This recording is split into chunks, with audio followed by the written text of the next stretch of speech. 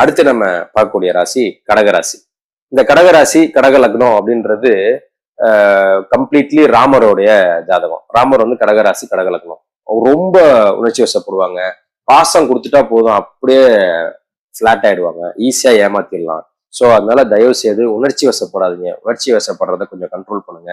பாசத்தினால ஏமாறதை கொஞ்சம் நிப்பாட்டுங்க. உணர்ச்சி வசப்படுறதுனாலதான் நீங்க வந்து பாசத்தின் உள்ள ஏமாறுறீங்க. ஸோ அதை கொஞ்சம் குறைச்சிக்கோங்க.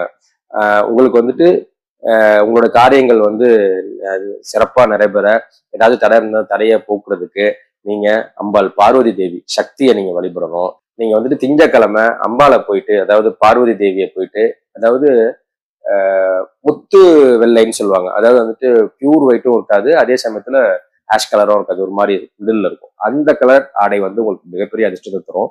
அந்த ஆடையை போட்டுக்கிட்டு திங்கக்கிழமை தோறும் நீங்க வந்துட்டு விரதம்